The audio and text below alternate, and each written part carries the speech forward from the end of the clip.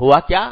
11 مہینے ہم لگے رہے تجارت میں، صنعت میں، زراعت میں، تجارت میں، پیسہ کمانے میں، گھر والوں کے ساتھ اٹھنے بیٹھنے میں، ان کے ساتھ گپ شپ لگانے میں، اور انہی تصورات میں دن رات گزار دیے، اور اس کا نتیجہ یہ کہ عبادت بے شک کر لی، مسجد میں بھی آ گئے، نماز بھی پڑھ لی، لیکن دل کہیں اور دماغ کہیں، اور اللہ تعالیٰ کے جو فرائض ہیں وہ کسی نہ کسی طرح الٹے سیدھے بجا لے۔ اللہ تعالیٰ کا شکر ہے، اس پر بھی شکر ادا کرو کہ الحمدللہ وہ توفیق ہو گئی، لیکن جو تعلق ہونا چاہیے تھا اپنے پروردگار سے، اپنے پالنے والے سے، اپنے پیدا کرنے والے سے، وہ تعلق اس درجے کا قائم نہ رہا۔ تو رمضان کا مہینہ اللہ تبارک و تعالیٰ بھیجتے ہیں ہم جیسے بھگوڑوں کو واپس بلانے کے۔ ارے کہاں بھاگے جا رہے ہو؟ کس طرف تمہارا رخ ہے؟ کس طرف تمہارا دل و دماغ جا رہا ہے؟ آؤ اس مہینے میں، یہ مہینہ میں نے تمہیں اپنے قریب کرنے کے لیے منتخب فرمایا ہے۔ تم جو بھاگے جا رہے تھے، ادھر ادھر بھاگے جا رہے تھے، تو تم کو اپنے پاس بلانے کے لیے، اپنا قرب عطا کرنے کے لیے یہ مہینہ رکھا ہے۔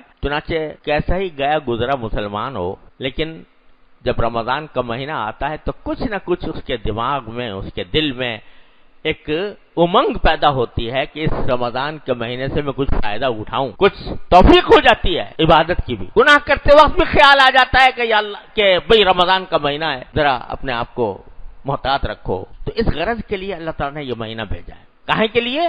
ہماری گندگی کو صاف کرنے کے لیے، ہمارے میل کچیل کو دھونے کے لیے، اور ہمیں اپنی طرف متوجہ کرنے کے لیے، اپنا قرب عطا کرنے کے لیے یہ مہینہ بھیجا ہے۔ تو بات صرف اتنی نہیں ہے کہ روزے پر روزہ رکھ لی اور رمضان کا حق ادا ہو گیا، رات کو تراویح پڑھ لی اور رمضان کا حق ادا ہو گیا۔ بات یہ ہے کہ اس مہینے کو کوشش کر کے زیادہ سے زیادہ براہ راست عبادتوں کے اندر خرچ کرنے کی کوشش کی جائے۔ پہلے کچھ نفلیں نہیں پڑھتے تھے، تہجد کی توفیق نہیں ہوتی رات کو اٹھنے کی۔ رمضان کے اندر اللہ تعالیٰ کہتے ہیں کھانا کھانے کے لیے تو اٹھو گے، نماز کے لیے نہیں اٹھتے، لیکن سحری کھانے کے لیے تو اٹھو گے۔ تو اب سحری کھانے کے لیے جب اٹھے تو اس وقت اللہ تبارک و تعالیٰ کی بارگاہ میں حاضری دے دو۔ ہر رات اللہ تعالیٰ کا منادی پکار رہا ہے، یا باغی الخیر اقبل و یا باغی الشر اقصر۔ ہر رات اللہ تعالیٰ کا منادی پکار رہا ہے، خیر کے طلبگار آگے آ جا۔ تو اس آواز کے اوپر کان دھر کے، عام دنوں میں تہجد کی توفیق نہیں ہوتی، اس وقت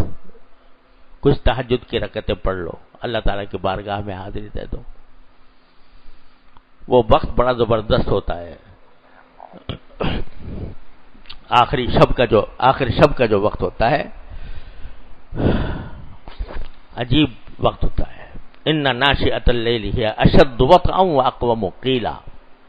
اللہ تعالیٰ نے اس آخری شب کے اٹھنے کو بڑا بابرکت قرار دیا ہے۔ تو عام دنوں میں موقع نہیں ملتا، رمضان کے اندر جب سحری کھانے کے لیے اٹھو تو تھوڑا پہلے اٹھ جاؤ اور کچھ تہجد کی رکعتیں پڑھ لو۔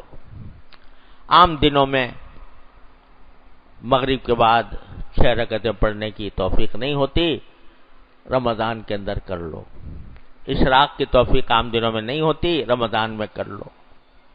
تلاوت قرآن کریم جو ہے وہ خاص طور پر رمضان کا خاص عمل ہے۔ اللہ تعالیٰ نے رمضان کو قرآن کریم کو اتارنے کے لیے رمضان کا مہینہ منتخب فرمایا۔ شہر رمضان الذی انزل فیہ القرآن، تو قرآن سے اس کو خاص مناسبت ہے۔ رسول کریم صلی اللہ علیہ وسلم رمضان کے مہینے میں حضرت جبریل علیہ السلام کے ساتھ قرآن کریم کا دور کیا کرتے تھے۔ کیا منظر ہوگا کہ جبریل امین پڑھ رہے ہیں، قرآن کریم تلاوت کر رہے ہیں، اور نبی کریم صلی اللہ علیہ وسلم سن رہے ہیں، اور نبی کریم صلی اللہ علیہ وسلم تلاوت فرما رہے ہیں اور جبریل امین سن رہے ہیں، کیا منظر ہوگا۔ تو اللہ تبارک و تعالی نے قرآن کریم کے ساتھ اس کو خاص مناسبت عطا فرمائی ہے۔ اسی لیے شروع سے یہ عمل چلا آتا ہے صحابہ کرام کے زمانے سے کہ تراویح کے اندر قرآن کریم پورا کیا جاتا ہے۔ تو اس میں جتنا ہو سکے تلاوت کا عام معمول سے زیادہ اہتمام۔ عام دنوں میں اگر ایک پارہ پڑھتے ہو تو اس میں جتنا زیادہ سے زیادہ پڑھ سکو اس کو ایک غنیمت سمجھو۔ جو جتنی عبادات ہیں ان کو کثرت سے انجام دینے کی کوشش، اور گناہوں سے اپنے آپ کو بچانے کی کوشش۔ جھوٹ سے، غیبت سے، بدنگاہی سے اپنے آپ کو بچاؤ۔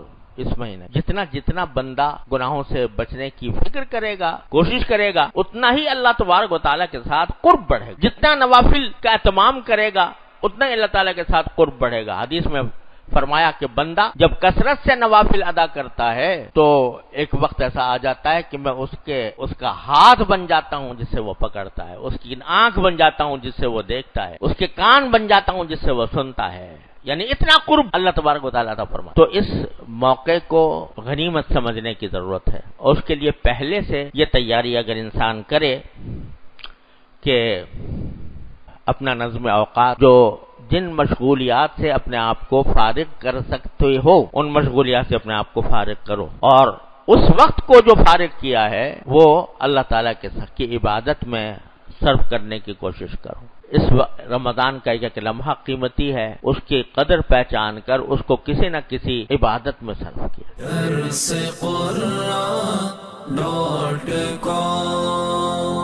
www.darsequran.com